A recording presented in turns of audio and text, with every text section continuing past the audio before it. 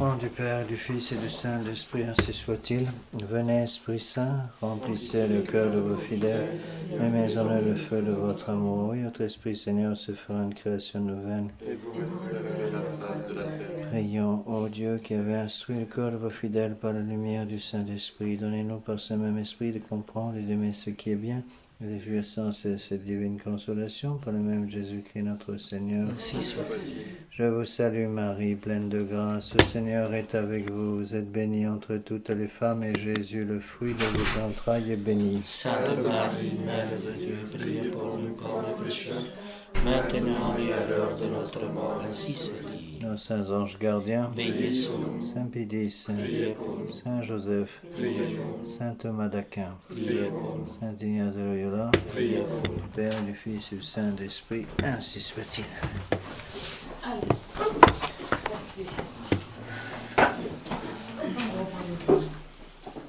Bon, alors nous allons donc reprendre cette série de cours. Alors les cours ne seront pas toujours très réguliers parce qu'évidemment je ne peux pas les donner quand je suis en train de prêcher les retraites. Donc ces cours ont lieu uniquement quand je n'ai pas de retraite. Alors en plus, donc on a encore 2 retraites au mois de septembre, une retraite en octobre, et une retraite supplémentaire que je rajoute pour les ménages, hommes et femmes, ou les gens qui veulent venir. Dernière semaine de l'année, donc du 28 décembre jusqu'au 2 janvier. Alors pour cette conférence, donc ça va être une reprise de certaines choses que j'ai en partie déjà dites, parce que beaucoup de ces conférences se recoupent. Donc c'est la lettre numéro 29, l'évolution de notre jeunesse. Je suis parti d'un texte qui est très beau, très bon, et qui n'est pas de moi, je dis tout de suite, c'est un texte qui a été écrit par l'abbé de Lagneau. L'abbé de Lagneau est un prêtre de la Fraternité sacerdotale Saint-Pédis qui a écrit ce texte il y a plusieurs années, puisque ça vient de l'année 2000, juin 2000. Il a publié dans Marche en droit, qui est la revue des exercices saint-ignaces de la Fraternité Saint-Pédis, un document qui est à mon avis très important. C'est ça que je l'ai repris, j'ai mis quelques notes, et je vais vous l'expliquer un peu. Et c'est exactement ce que j'aurais dit moi-même, sauf que c'est certainement mieux dit que si je l'avais fait moi-même. N'oubliez pas la grande règle de tous les éducateurs, qui est toujours la même, il faut la répéter constamment, cette règle: on ne peut pas donner ce qu'on n'a pas. C'est impossible. C'est une grande règle de saint Thomas d'Aquin lui-même. Personne ne peut donner ce qu'il n'a pas. Donc, si on est vide, on ne peut rien donner. Donc, il faut commencer par se remplir du bon Dieu pour pouvoir donner le bon Dieu aux autres. Mais si notre âme n'est pas pleine, justement, de notre Seigneur Jésus-Christ, on ne peut plus rien donner. Et avant de plus pouvoir donner, il y a toujours une étape intermédiaire. Cette étape intermédiaire, c'est la tiédeur. C'est-à-dire qu'il faut comprendre une chose, on ne devient pas froid d'un seul coup. Une âme est chaude, elle devient froide. Mais entre le chaud et le froid, il y a un intermédiaire obligatoire, c'est la tiédeur. Une âme tiède, j'ai déjà parlé de ça plusieurs fois, donc je vais aller vite. Une âme tiède, c'est quelqu'un, si vous voulez, qui a une peur bleue de la sainteté. En gros, c'est ça, c'est comme ça qu'on peut expliquer ce qu'est la tiédeur. Une peur bleue de la sainteté, et qui ouvre la porte de son âme énormément au monde, qui souhaite qu'une seule chose, c'est que le monde rentre dans son âme, et qui garde une toute petite place sur le côté, un petit strapontin à l'entrée de la maison pour le bon Dieu. En gros, c'est ça. Et si la fraternité sacerdotale Saint-Pédis actuellement en est où elle en est actuellement, c'est-à-dire pratiquement au bord de l'acceptation par Rome, d'atteler le wagon de la fraternité sacerdotale Saint-Pédis au train de Rome, avec leur pape François, eh bien, je suis persuadé que la cause principale, c'est la tiédeur. La tiédeur des prêtres, la tiédeur des fidèles. Pourquoi ? Parce qu'ils ne veulent pas être trop exigeants. J'ai eu des tas de problèmes quand j'étais dans la fraternité sacerdotale Saint-Pédis, j'ai commetté pendant 35 ans, je l'ai déjà dit souvent, avec des tas de jeunes, surtout des jeunes, mais aussi des parents, qui me disaient tout le temps: il ne faut pas trop en demander, il ne faut pas être trop exigeant, ne soyez pas un janséniste. Quand j'étais dans le nord de la France, on m'avait surnommé le taliban de la tradition. Moi j'étais très fier, mais les gens ne disaient pas dans le bon sens. Et c'est ça qu'il faut arriver à comprendre. L'introduction commence par l'introduction, donc à la page 1 de cette lettre numéro 29, l'évolution de notre jeunesse. Bon. Donc, beaucoup de catholiques de la tradition pensaient qu'en gardant la messe traditionnelle, en faisant des sacrifices pour mettre leurs enfants dans de bonnes écoles, leur devoir était accompli, donc l'avenir chrétien de leurs enfants était assuré. En gros, si vous voulez, beaucoup de gens d'aujourd'hui, je ne dis pas que c'est le cas pour vous, mais c'est comme ça en général, beaucoup de gens d'aujourd'hui voudraient, dans une espèce de rêve, être encore au Moyen-Âge. Moi aussi, j'aimerais bien être au Moyen-Âge. Bon, d'avoir Saint-Louis comme président de la République, ça doit être quand même nettement mieux que d'avoir Hollande. Bon, ou comme roi de France, c'est nettement mieux que d'avoir Hollande, c'est certain. Mais on n'est plus malheureusement au Moyen-Âge. Donc ce qu'il faut que vous compreniez tous, c'est que des choses qui étaient suffisantes au Moyen-Âge ne sont plus suffisantes aujourd'hui. Au Moyen-Âge chrétien, au XIIIe siècle par exemple, que le plus haut degré de science religieuse qu'on n'ait jamais atteint dans le monde moderne, dans le monde actuel, au Moyen-Âge, tout était imprégné de christianisme.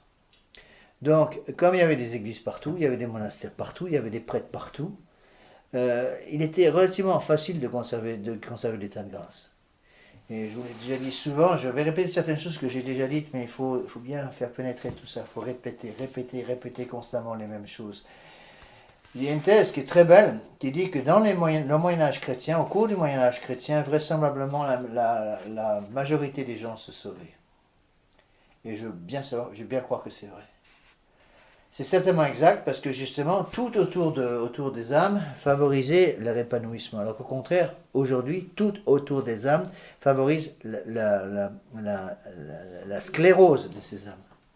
Et donc, on a une situation complètement différente. Ça veut donc dire quoi? Ça veut donc dire que ce qui était suffisant au Moyen-Âge, peut-être pour sauver une âme, pour maintenir une âme à peu près au niveau, n'est plus suffisant aujourd'hui. Au Moyen-Âge chrétien, autant de saint Thomas d'Aquin, autant de Saint-Louis, roi de France, autant de saint François, de saint Dominique, il est évident que, je crois, qu'on peut vraiment le dire, qu'un honnête minimum suffisait pour sauver son âme. Par exemple, la confession une fois par mois, et puis la messe le dimanche et le chapelet tous les jours, puis prière du matin, prière du soir. Mais aujourd'hui, je pense que c'est plus assez. C'est plus assez parce qu'on n'est plus dans la même situation, on est en guerre. Et donc les armes qui peuvent être suffisantes pour protéger un pays en période de paix deviennent insuffisantes pour protéger le même pays en période de guerre. Et donc actuellement on ne peut plus s'arrêter à ces choses-là. Il faut dépasser ce niveau-là. Et le bon Dieu, il y a des périodes de l'histoire pendant lesquelles le bon Dieu demande beaucoup plus. Et je crois qu'on est dans une période comme ça. On peut même aller un peu plus loin que ça. Il y a des périodes dans lesquelles le bon Dieu demande l'héroïsme. Il y en a plein dedans. Prenez l'exemple, par exemple, l'exemple des martyrs des premiers siècles, des grandes persécutions, depuis 67 à 313, il y a eu 10 grandes persécutions. Le bon Dieu, pendant ces périodes de persécution, demandait l'héroïsme, c'est absolument évident. Quand quelqu'un était pris comme catholique, c'était les lions tout de suite, il n'y a pas de discussion. Mais aujourd'hui, on est dans une période complètement différente, et je crois que ce qui nous guette tous, c'est justement la tiédeur. Comme, expliquons ça comme ça, comme, si vous voulez, la civilisation moderne, une civilisation qui est devenue complètement froide. Bon. Au royaume des aveugles, les borgnes sont rois. Donc, si j'explique comme ça, imaginez une civilisation qui n'existe pratiquement plus, il n'y a plus de civilisation aujourd'hui, une froideur complète. Un tiède là-dedans, il est le roi, parce qu'il est nettement plus chaud, évidemment, que celui qui est froid. Par contre, on mettait la civilisation au XIIIe siècle. La civilisation était brûlante de charité du bon Dieu. Un tiède est largement en dessous. Et donc, il faut faire attention, ne pas oublier ça en disant, voilà, moi je suis tiède, donc je suis au-dessus de la masse. C'est vrai qu'un tiède aujourd'hui est au-dessus de la masse qui est froide. Mais justement, un tiède qui a reçu davantage que les autres parce qu'il a la foi catholique et la marque du sacrement de baptême en son âme, doit donner plus. Et donc c'est complètement faux de se dire j'ai un petit minimum, je suis au-dessus de la masse, donc ça suffit largement. Non, ça ne suffit pas largement, parce que le bon Dieu justement nous a placés dans un temps où il faut donner tout nous-mêmes. Donc il faut de l'héroïsme. On peut dire ça d'une autre façon, le libéralisme n'apparaît pas chez les enfants, la tiédeur n'apparaît pas chez les enfants sans que les parents aient ouvert la porte à cette tiédeur. Ça, c'est toujours comme ça, ce sera comme ça jusqu'à la fin des temps. C'est parce que les parents n'ont pas fait leur travail suffisamment correctement que, en général, on voit une différence de niveau entre le niveau des parents et le niveau des enfants. À chaque fois, on descend. À chaque génération qui se rajoute, on descend d'un degré. Très souvent. Donc, si les parents sont fervents, les enfants seront bons catholiques. Si les parents sont bons catholiques, les enfants seront tièdes. Si les parents sont tièdes, les enfants deviendront des athées. Et c'est exactement ce qui se passe actuellement. Donc, le bon Dieu, aujourd'hui, demande l'héroïsme. Donc, il faut, je crois, 3 choses. Pour bien enrayer ce phénomène, il faut 3 choses. Il faut la douceur, la force et les convictions. Bon. Douceur et force. Pourquoi? Rappelez-vous que la force et la douceur, d'accord, sont des vertus qu'on appelle des vertus morales. Hein. Ce sont des vertus, ce ne sont pas des vertus, je veux dire, ce ne sont pas des vertus théologales qui peuvent augmenter à l'infini. Ce sont des vertus morales, donc ils se placent toujours entre 2 excès. J'ai souvent expliqué ça. Et donc il faut les 2 choses. Hein. La douceur seule, sans la force, va entraîner une certaine nonchalance, je dirais. Une ouverture à des tas de dégâts. Au contraire, la force sans la douceur va entraîner d'autres catastrophes. Certains esprits jansénistes, par exemple. Donc il faut les 2. Donc il faut à la fois la douceur, ici pour ne pas tomber dans l'excès de force, et il faut la force pour ne pas tomber dans un excès de douceur. Donc il faut douceur plus force, plus des convictions. Donc si vous avez simplement la douceur, ça ne va pas. Si vous avez simplement la force, ça ne va pas. Si vous avez simplement la force et la douceur, ça ne va toujours pas. Il faut la force, la douceur et les convictions. Et les convictions se donnent comment? Les convictions se donnent par la transmission de convictions qui viennent des parents qui passent aux enfants. Donc si les parents ne sont pas capables de transmettre ces convictions, eh bien, les enfants vont se retrouver sans conviction. Et une personne qui se retrouve sans conviction aujourd'hui tombe immédiatement dans la tiédeur, et la tiédeur mène à l'apostasie. Hein, donc il faut absolument comprendre cela.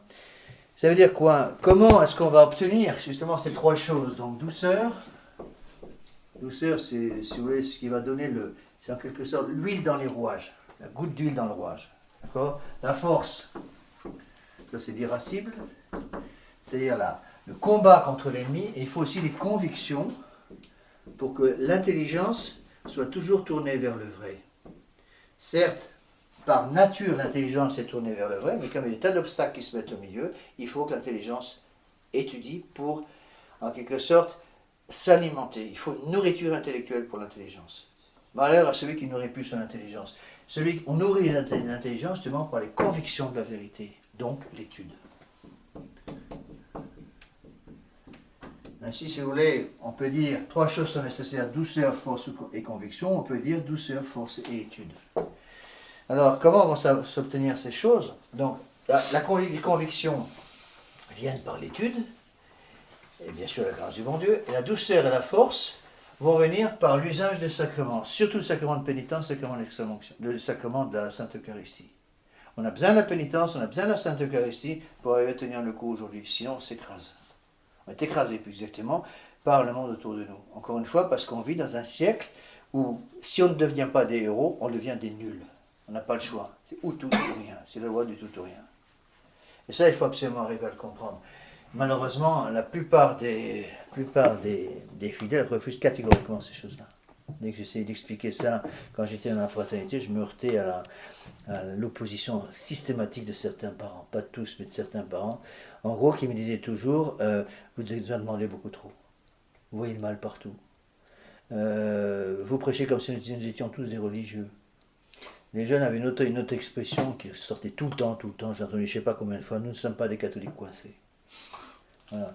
Eh bien, et je répondais toujours de la même façon en disant, le bon Dieu était coincé entre 3 clous sur la croix, et donc il faut aussi se battre. C'est ça qu'il faut comprendre. Hein. Donc, si les parents sont tièdes, les enfants seront froids. Hein. S'il n'y a pas la douceur, la force et la conviction, qui doivent être véhiculées par l'étude, la prière et les sacrements, surtout la confession et communion, eh bien, il nous manquera quelque chose qu'on ne sera plus capable de donner à nos enfants. Alors, on voit un petit peu le texte maintenant de l'abbé de Lannion, qui est excellent. Alors, je vais vous le lire, le commenter en même temps. Vraiment, je l'aurais écrit moi-même de la même façon, peut-être avec moins de style, parce qu'il a un style meilleur que le mien. Voilà ce que dit donc l'abbé de Lannion. Force nous est de constater qu'il n'en est pas ainsi. Hein. C'est-à-dire qu'il n'est pas suffisant pour garder la foi catholique aujourd'hui, d'avoir simplement la messe traditionnelle, en faisant quelques sacrifices pour mettre les enfants dans de bonnes écoles. Ça ne suffit plus. Bon. Surtout, d'autant plus que l'esprit de combat a disparu. Pourquoi l'esprit de combat a-t-il disparu dans les âmes de beaucoup de jeunes? C'est parce qu'ils n'ont plus à faire les sacrifices de nos anciens. Je me rappelle les tout débuts, quand j'étais tout jeune prêtre dans la fraternité Saint-Pédis, aux années 79, 80, 81, il fallait voir ce qu'on demandait aux fidèles. Il n'y en avait pas de chapelle, pas de prieuré, rien du tout. Les premières années au Mexique, c'était comme ça, on était logés chez l'habitant, et on n'avait pas de chapelle, donc il fallait tout aménager systématiquement chaque dimanche. Donc chaque dimanche, on arrivait on louait en général une salle dans un hôtel, dans un lieu de ce genre, et puis des fidèles, une dizaine de fidèles venaient parfois 1 heure avant pour commencer à aménager la salle, tout nettoyer, tout, être sûr que tout était propre, amener des fleurs, faire un hôtel, monter l'hôtel, préparer tout ce qu'il fallait. Il y avait énormément de travail. Maintenant, ils n'ont plus tout ça. Ils n'ont plus besoin de faire tout ça parce qu'il y a des prieurés partout. Et donc les gens ont pu faire des kilomètres et des kilomètres. Mes premières missions au Mexique, c'était en 81. Mes premières missions au Mexique, il m'arrivait d'aller dans certains villages dans le sud, du côté de Guaraga, dans le sud du Mexique, à la frontière, pas loin de la frontière avec le Guatemala. Eh bien, je passais 2-3 jours dans le village, après je disais aux gens, je reviens dans 1 an. Et c'était ça. Et en plus, il y avait des villages complètement isolés, ils n'avaient rien pendant 1 an, pas un prêtre, rien du tout. Et il valait mieux d'ailleurs, parce que quand ils avaient un prêtre, c'était des prêtres modernes qui avaient tout détruit, tout notre travail. Vous voyez? Alors d'autres, plus nombreux, dit le père l'abbé de l'Agneau, ne veulent pas avoir ce problème en face, de peur d'avoir d'autres efforts à faire, efforts qu'ils ne veulent pas faire. C'est une comparaison que je peux faire avec certaines personnes, rares heureusement, mais qui quittent les retraites au début. Bon. On a parfois, ça représente à peu près 1% de nos fidèles. Pas de fidèles, de nos retraitants. 1% des retraitants, c'est pas énorme, c'est à peu près ce qu'on avait. 1% des retraitants va quitter la retraite au bout du 1er jour. Fin du 1er jour, parfois début du 2e jour. Et quand on arrive à les coincer, à leur faire dire pourquoi vous partez, ce qu'ils ne veulent jamais nous le dire. La véritable raison, ils nous donnent toujours des raisons follatées. La véritable raison, c'est qu'ils ne veulent pas se sanctifier. Ils ont compris très vite, dès le début des exercices Saint-Ignace, si je reste ici, ces exercices sont tellement puissants, je vais être obligé de devenir un saint. Je vais être obligé, à cause de ce désir de devenir un saint, je vais être obligé de changer beaucoup de choses dans ma vie de tous les jours. Je ne vais pas changer ces choses-là, je ne les changerai pas, donc je m'en vais pour ne pas avoir à les changer. Et ils partent. Et c'est terrible, mais c'est un peu comme ça. Donc il faut avoir le courage de dire que si vous voulez que vos enfants, qu'il y ait la sainteté chez les enfants, il faut avoir la sainteté chez les parents. Donc si les parents ne veulent pas, n'ont pas ce désir de sainteté, comment voulez-vous que les enfants l'aient? Bon, certes, le bon Dieu peut faire des miracles, il arrive parfois dans des milieux, même de plus en plus souvent dans des milieux complètement athées, que les enfants trouvent la foi que les parents n'avaient pas, mais c'est quand même des exceptions. Dans les milieux de la tradition, très souvent, il y a malheureusement une descente. Ce qui explique d'ailleurs pourquoi un certain nombre de prêtres se découragent un peu dans la tradition, parce qu'ils se disent, mais on se rend compte que le nombre de nos fidèles diminue de plus en plus. Et la qualité des fidèles diminue de plus en plus. Bon, d'où ça vient? Moi, j'ai eu des bruits là qui sont remontés déjà, c'est très intéressant. Bon, de paroissiens de l'abbé Belmont, donc juste à côté, ici à Saint-Macaire, qui ne comprennent pas du tout. Ils disent, comment se fait-il que l'abbé Laffitte a été obligé de rajouter une retraite et a des retraites qui se remplissent, alors que l'abbé Belmont a été obligé d'annuler des retraites? Bon, la réponse est toute simple. Parce qu'on ne travaille pas du tout sur les mêmes gens. C'est les mêmes personnes. Je vais déjà expliquer plusieurs fois ça, et ça c'est capital à comprendre. Il y a 2 façons de voir le problème. Première façon, qui consiste à dire, nous allons protéger nos acquis. Voilà, pour eux la guerre c'est ça.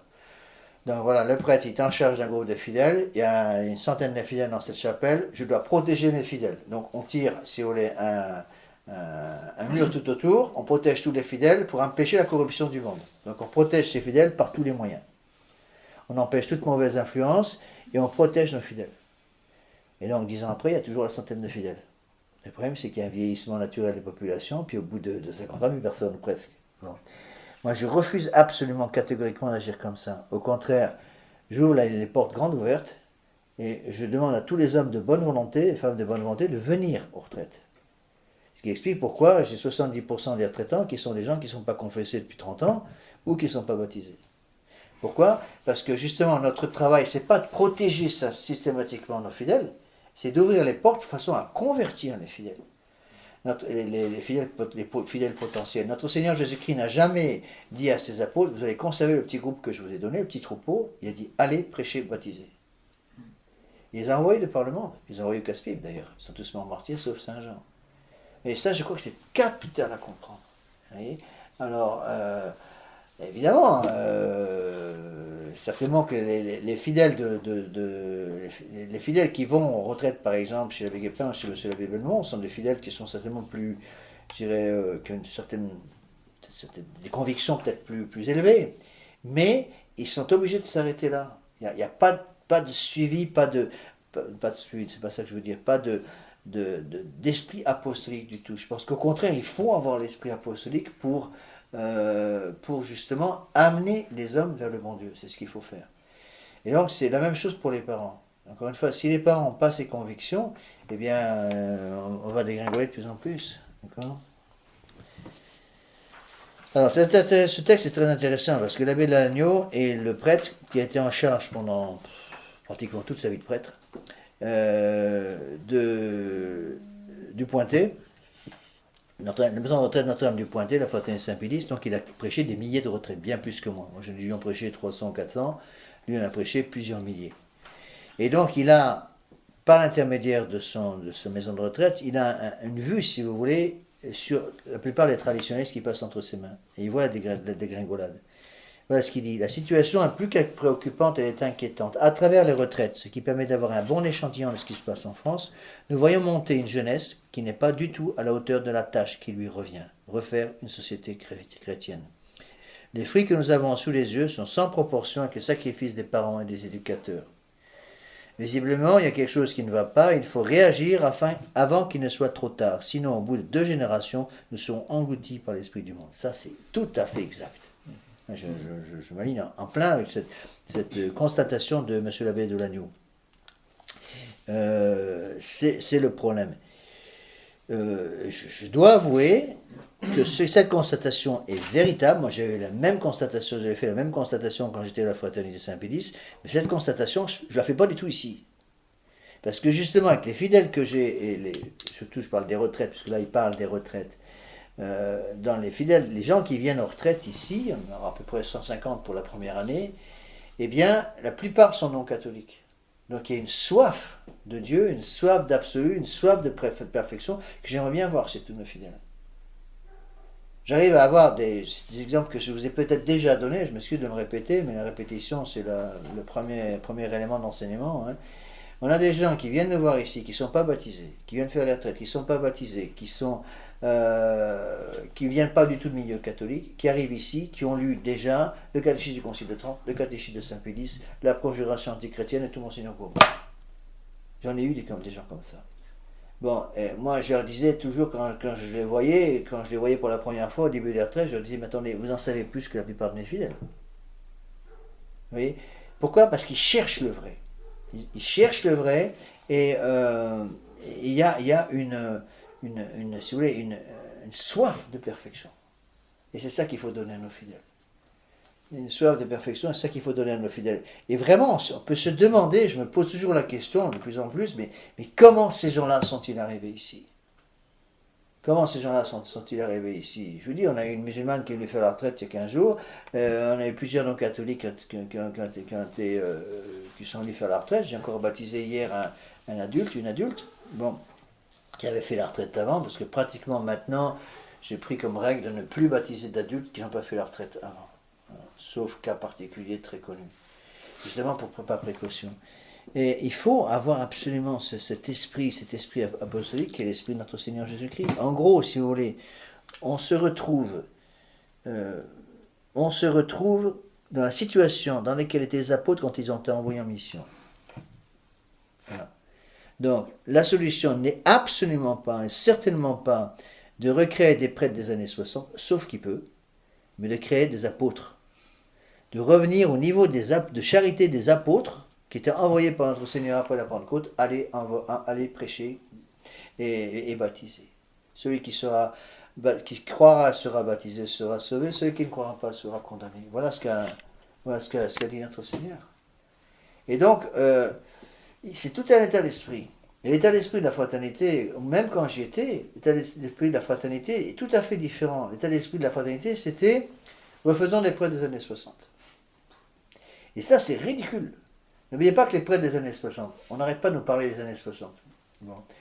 Les prêtres des années 60, ils avaient tous la soutane, au début des années 60. Ils disaient tous la messe traditionnelle. Ils avaient tous comme catéchisme plus ou moins catholique, comme le catéchisme de Gaspari ou le catéchisme de Saint-Pédis. Bon.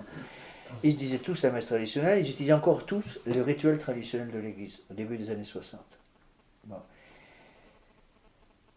La question qui se pose est la suivante, comment se fait-il que ces prêtres, au moment où la nouvelle messe est arrivée, pratiquement tous, à peu de choses près, ont pris la nouvelle messe sans coup férir? Comment se fait-il que quand les évêques des années 60, du milieu des années 60, même avant Vatican II, ça avait commencé, on dit à leurs prêtres, vous n'êtes plus obligés de garder la soutane tout le temps, comment se fait-il que les prêtres aient enlevé la soutane du jour au lendemain? Bon, la réponse est toute simple, il manquait des convictions. Il y avait peut-être la force et la douceur, et plus de convictions. Il manquait de convictions, et il manquait surtout d'amour pour leur soutane, d'amour pour leur messe, d'amour pour la doctrine. Et à ce moment-là, donc il y avait déjà, ça qu'il faut bien comprendre, il y avait déjà une corruption qui était dans l'arbre était déjà pourri. Évidemment, lorsque l'ouragan de Vatican II est arrivé, tout a été emporté. C'est parce qu'il faut bien expliquer, bien comprendre, c'est tout a été emporté avec Vatican II, parce que l'arbre était déjà pourri. Et si l'arbre n'avait pas été pourri avant, c'est-à-dire si l'arbre était un chêne vigoureux, avait été un chêne vigoureux, il n'y a rien qui bougeait. Il y aurait peut-être eu quelques branches cassées, mais ça s'arrêtait là. Et c'est pas ce qui s'est passé du tout. Pourquoi? Parce que, justement, il y avait un manque de conviction qui était rentré dans les mœurs, un espèce d'état de tiédeur qui était rentré, qui s'était installé dans les âmes, ce qui fait que tout est parti en lambeaux. Et c'est terrible, parce que quand on parle, moi je me rappelle plusieurs fois d'une discussion avec des prêtres de la fraternité, quand j'étais dans la fraternité, eh bien c'était terrible de voir que beaucoup c'était leur but, refaire des prêtres des années 60. Mais les prêtres des années 60, ce sont ceux qui ont provoqué la catastrophe de Vatican II. Ceux qui ont tout lâché au moment de Vatican II c'est 64, 62, 65, qui ont tout lâché et qui ont permis justement la destruction quasi complète, on peut dire, du catholicisme, au moins en Europe. Et donc ça, il faut le comprendre. Et ce que dit l'abbé de Lannion, il faut réagir avant qu'il ne soit trop tard, sinon au bout de 2 générations, nous serons engloutis par l'esprit du monde. Alors, rappelez-vous ce que nous disait Monseigneur, j'ai souvent cité cet exemple, Monseigneur Lefebvre nous disait, n'oubliez pas que vous avez reçu le libéralisme, nous disait-il au début de ma formation, en 1974, vous avez reçu le libéralisme avec le lait de votre mère, c'est ce qu'il nous disait. Ça veut bien dire ce que ça veut dire, c'est que le libéralisme est partout, absolument partout. Et donc il faut former justement, il faut pousser à la perfection, pour pousser à beaucoup de choses. J'ai mis une petite note. Alors les notes entre les parties en italique sont de moi. Ce n'est pas le texte de l'abbé de Lannion. Il est évident que ce qui va être dit dans ce paragraphe et les suivants, les causes de ce malaise, ne concernent pas tous nos jeunes, mais une forte proportion d'entre eux.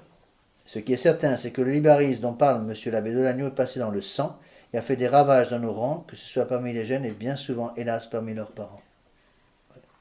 Tu veux dire quand est-ce qu'il a écrit ça? De juin 2000.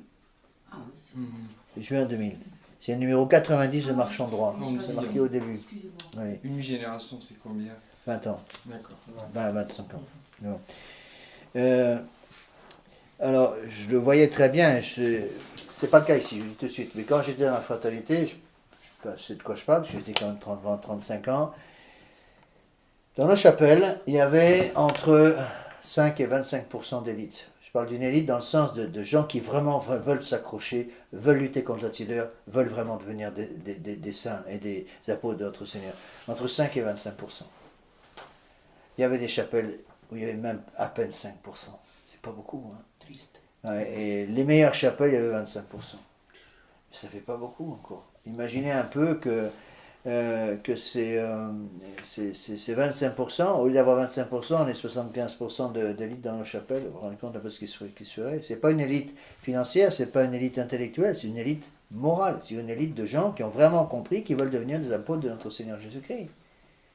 Et je vois par exemple avec ces jeunes qui viennent faire les exercices ici, qui débarquent ici sans foi ni loi, sans rien du tout, mais poussés, qui arrivent ici par le biais du politique en général, qui arrivent, qui ne sont pas baptisés ou qui ne sont pas convertis depuis 35 ans, je suis sûr que quand ils sortent des exercices avec la grâce du bon Dieu, ils ont le feu sacré au ventre. Le feu sacré dans le ventre, littéralement.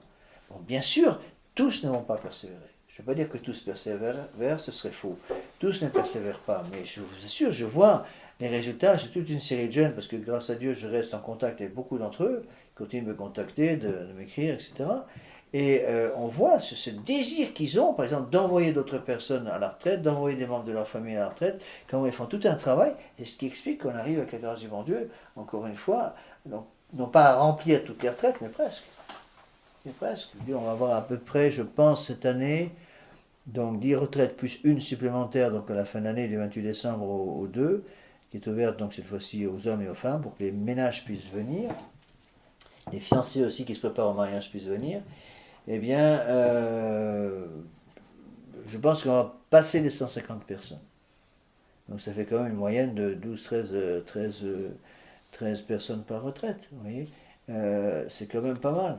Bon, ça permet de faire des retraites un peu qui tiennent la route, parce que justement, on a le temps de s'occuper des fidèles. Alors, voyons un petit peu les causes de ce malaise. Encore une fois, c'est pas moi qui le dis, hein, c'est l'abbé de Lannion, mais l'abbé de Lannion, pour moi, a cet intérêt il s'est occupé de retraite durant toute sa vie. Donc il a vu passer toute l'élite parmi ses ouailles qui viennent faire la retraite. C'est quelqu'un qui doit avoir à peu près mon âge. Il a été ordonné, je crois, l'année après moi. Non, il n'est pas dans mon année. Moi, je suis 79, il a dû être ordonné en 80. 80 ou 81, je n'ai pas le temps de vérifier. Donc c'est quelqu'un qui a une grosse expérience dans ce domaine, bien plus que moi. Ce que l'on constate, dit-il en bas de la page 1, de plus en plus dans ces jeunes de 18 à 30 ans, c'est d'abord par rapport à la crise de la société et de l'Église une ignorance profonde. Non pas qu'on ne les ait pas enseignés, mais par manque d'intérêt de leur part. Ils sont protégés et suivent dans les grandes lignes les orientations de leurs parents, mais ils sont incapables d'expliquer profondément pourquoi, concernant la nouvelle messe, les erreurs de concile, le mondialisme, etc. En fait, ils n'ont pas eu le déclic, au haut de la page 2, qui donne le goût d'étudier par soi-même et de se former. Parce qu'ils n'ont pas eu à combattre, à défendre leur position, à résister. Si bien qu'au contact du monde, ils se laissent très vite aller au compromis, un certain nombre tombent. Vous voyez, c'est une comparaison qu'on peut donner, c'est un pays qui est resté en paix pendant beaucoup trop longtemps. Et donc l'armée, les soldats de l'armée, n'ayant plus à se battre, sont tombés dans une certaine nonchalance. Et ça, je l'ai vu très clairement aux États-Unis. C'est un des problèmes qu'il y avait aux États-Unis, où les Américains sont très, très doués pour provoquer des guerres dans le monde entier, mais ils n'en provoquent jamais chez eux, directement en tout cas. Et donc ils ont mis la pagaille dans le monde entier, mais ils n'ont jamais eu de guerre chez eux. Depuis la guerre de sécession, plus rien. Et ça se sent très bien. Vous voyez ? Alors il faut actuellement bien comprendre ces choses-là et lutter. Pourquoi ? Parce que un soldat qui reste en temps de paix pendant trop longtemps va perdre le désir de se battre. Il va s'installer dans une espèce de tiédeur, justement, de petits conformes d'aujourd'hui. Et il va plus avoir ce désir de se battre. Il va vouloir garder cette paix. Et la première occasion, il va essayer d'éviter le combat pour garder la paix. Et c'est ça qui mène au libéralisme et à la tiédeur. Donc, ils n'ont plus à se battre. Et je vois très bien la différence entre les premières années autour des années 70, 80, il fallait se battre pour conserver la foi, se battre pour la messe, se battre pour tout, et aujourd'hui, où pour beaucoup de fidèles, tout leur tombe tout cuit dans le bec. Bon. Alors, je dois tout de suite préciser que ce n'est pas le cas dans ma chapelle, maintenant que j'ai quitté la fraternité, dans la mouvance Non Unacum. Pourquoi ? Parce que dans la mouvance Non Unacum, on se retrouve actuellement dans la même situation dans laquelle étaient les prêtres et les paroissiens autour des années 70-80 en France, par rapport à dans l'église dans si vous voulez, le sursaut des catholiques des années 70 et 80 qui ont envie de se battre pour conserver leur foi. On est un peu dans la même situation. Donc on trouve beaucoup de plus de ferveur chez nos fidèles. Dans le milieu c'est les vacantistes, dans le milieu non unakum, justement à cause de ça. Et je le vois parce que j'ai parfois des retraites où mon Dieu a permis ça m'a énormément aidé. La dernière retraite que j'ai donnée ici, il y avait tout sauf du non-catholique. Mais j'avais du catholique qui n'avait jamais pratiqué, du catholique qui avait pratiqué jusqu'à la première communion, communion solennelle et après plus rien. J'avais du Fraternité sacerdotale Saint-Pédis, j'avais Fraternité Saint-Pierre, j'avais Fraternité du Christ-Roi, j'avais quelques traditionalistes qui traînaient au milieu quand même, des mouvements, c'est des vacantistes. J'avais même un paroissien avec Guépin, oui, bon, on a tout. Mais, et on le voit très bien, c'est ça qui est extraordinaire, c'est de voir que tout ce petit monde peut arriver à progresser. Et il faut comprendre que tous ces gens-là étaient venus pour apprendre à se battre, c'était clair. Ils venaient pour se battre. Donc pour eux, la retraite, c'était en quelque sorte un, comment on dit en français, en anglais on dit bootcamp, la partie de l'armée, c'est une espèce d'élite dans l'armée, un terme en militaire, j'arrive pas à le retrouver. Hein? C'est un peu un camp d'entraînement retranché. Puis c'est plus que ça, c'est un bootcamp, c'est si vous voulez, une élite de l'armée, un peu les bérets verts, quoi, ou les bérets rouges, comme vous voulez. Un corps d'élite. Un corps d'élite. Donc, ils se veulent un corps d'élite. Alors, ils veulent devenir un corps d'élite, ils le sentent très bien que seule l'élite va survivre. C'est aussi simple que ça.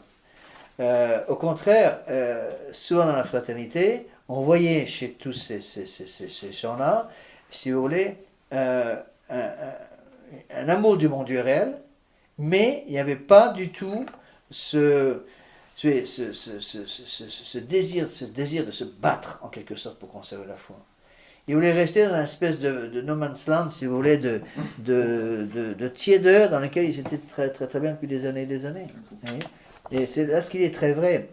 On sent très bien qu'ils n'ont pas eu à combattre et à défendre leur position et à résister. Quand des gens doivent faire, j'ai vu ça dans plusieurs pays, quand des gens doivent faire 300 km pour aller à la messe le dimanche, ou même 150 km pour aller à la messe le dimanche, quelqu'un, certains d'entre vous qui font des kilomètres et des kilomètres pour venir à la messe, ça forme les enfants à ce sacrifice. Parce que ça veut dire qu'il faut se lever tôt le matin, le dimanche, ce jour on peut en principe dormir, eh bien il faut se lever tôt le matin pour arriver à l'heure à la messe. Moi j'ai connu des endroits où le dimanche, les parents étaient obligés de mettre leurs enfants encore endormis à 3h du matin dans la voiture, faire 300 km pour avoir la messe, arriver à la messe de la ville, la première messe possible à l'époque où j'étais dans la fraternité, entre autres aux États-Unis, j'ai vu ça, tout simplement parce que la messe était à 8h. Et donc pour l'avoir à 8h, il y a 300 km à faire, il fallait qu'ils partent à 3h du matin. Bon, et c'est un peu ça qu'il faut comprendre. Donc, il ne suffit plus, si vous voulez, pour garder nos jeunes aujourd'hui, garder nos familles dans ce feu sacré, il ne suffit plus d'avoir le minimum. Bon. Il faut apprendre à nos fidèles à se battre, leur demander d'apprendre à se battre. En quelque sorte, c'est page 2, ils ont un peu assez d'être à part et voudraient bien être comme tout le monde. Bien sûr, ils réalisent que ce n'est pas possible, et pourtant ils ne veulent pas se démarquer, s'affirmer contre l'esprit du monde. Bon. Ça c'est très très visible, notamment, peut-être encore plus pour les dames. Au niveau vestimentaire, quand j'ai des jeunes filles qui font la retraite, j'insiste beaucoup là-dessus. D'ailleurs, elles le comprennent très bien, je n'ai même pas à l'expliquer parce qu'elles le comprennent toutes seules, que la révolution est passée dans les mœurs. Et pour que la révolution puisse atteindre la tête, la révolution passe d'abord dans les façons d'agir. La révolution passe dans les habitudes de tous les jours, d'abord, pour ensuite monter au cerveau. Une fois que le cerveau est atteint par le virus révolutionnaire, on ne peut plus rien faire. Et, dans certains cas, c'est l'inverse. Ce que cherche à faire, si vous voulez, le démon, c'est atteindre le cerveau. Corrompre le cerveau. Pour corrompre le cerveau, dans certains cas rares, il arrive à y aller directement, mais en général, il passe par les façons d'agir. Changez votre façon d'agir ou changez votre façon de penser. Donc, si le démon Mais dans la vie des gens de tous les jours, dans la vie de tous les jours des gens, une façon de vivre qui est une façon protestante de vivre, ils vont finir par penser comme les protestants. C'est la formule d'Ernest Hello, si vous ne vivez pas comme vous pensez, un jour vous penserez comme vous vivez. Et c'est exactement ça. Donc, changer la façon d'agir des gens, faire que les gens pensent comme les protestants, et finalement, ils vont, à force d'agir comme des protestants, finir par penser comme des protestants. Bon, des termes un peu plus crus, c'est exactement la même chose qui s'est passé au niveau vestimentaire avec les femmes, dans le monde moderne. C'est-à-dire, pousser les gens, les jeunes filles surtout, à s'habiller comme des prostituées, et en finissant par penser comme des prostituées. Et ça, c'est terrible, parce qu'on le voit maintenant de plus en plus, et c'est pour ça que c'est pratiquement, sans la miracle de la grâce, il rattrape pas. Et les gens qui viennent du monde ont compris ces choses-là, ils comprennent ces choses-là. C'est ça qui est extraordinaire. Par contre, j'arrive pas à expliquer ces choses-là à des gens, par exemple, qui sont passés par le modernisme, dans bien des cas, ou qui sont passés par la fraternité sacerdotale Saint-Pédis, parce qu'ils sont habitués à se laisser aller. Et c'est très, très significatif de comprendre que le changement très important que Monseigneur Feulé, en tant que supérieur général de la fraternité sacerdotale Saint-Pédis, ce changement que Monseigneur Feulé a introduit dans la fraternité, un changement de cap, où manifestement ils sont prêts à s'aligner avec Rome sans un accord doctrinal élémentaire au début, c'est-à-dire d'abord la même foi, et bien ceci s'est traduit par un changement complet au niveau des tenues dans les chapelles. Et ça, je peux le juger assez bien parce que j'ai des amis dans beaucoup de continents et beaucoup d'amis ont dit la même chose. Monsieur l'abbé, ces 5 dernières années, et maintenant actuellement ça devient de pire en pire, il y a des catastrophes au niveau vestimentaire, on voit des tas de choses qu'on ne voyait pas du tout avant. Il y a des femmes en pantalon à la chapelle, des femmes qui ne veulent pas mettre de voile sur la tête à la chapelle, des tas de trucs comme ça qui ne se voyaient pas avant. Vous voyez ? Et là, il y a un travail à faire pour bien faire comprendre qui manquait quelque chose. C'est ce que dit ici l'abbé de Lannion. Ils n'ont pas de conviction personnelle suffisamment forte pour être fermes et résolus dans leur foi. Donc il faut donner cette force à nos enfants. Ils ne sont pas suffisamment fiers d'être catholiques de tradition. Je trouve cette phrase extrêmement importante. Ils ne sont pas suffisamment fiers des catholiques de la tradition. Ils ont presque honte de ça. Et on le voyait, moi je l'ai vu, je ne sais pas combien de fois, surtout dans la fraternité, en dehors des chapelles, quand on quittait, pendant la semaine, si vous voulez, on s'en rendait bien compte que beaucoup de jeunes filles, par exemple, ou de jeunes hommes, qui étaient impeccables à la messe ce dimanche, dès qu'ils se retrouvaient dans le monde moderne pendant la semaine, changeaient complètement d'habitude, entre autres d'habitude vestimentaire.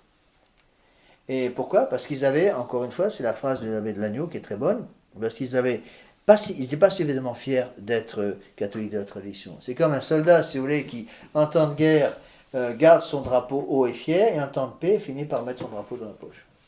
Et c'est exactement ce qui se passe, parce que ces jeunes filles et ces jeunes hommes, c'était plus flagrant chez les filles, mais chez les hommes, ils ne sont pas plus malins, donc on a les mêmes problèmes. Eh bien, ils allaient souvent, dès qu'ils se trouvaient dans le milieu universitaire, ils nous disaient, monsieur l'abbé, vous comprenez, moi je ne peux pas être dans l'université, montrer du doigt constamment, parce que je suis la seule jeune fille en robe de toute l'université, alors qu'elles sont toutes en jean. Eh bien, ça veut dire quoi ? Une jeune fille qui se met en jean dans l'université, ça veut dire quoi ? Ça veut dire qu'elle n'a pas compris ce que c'est que le jean.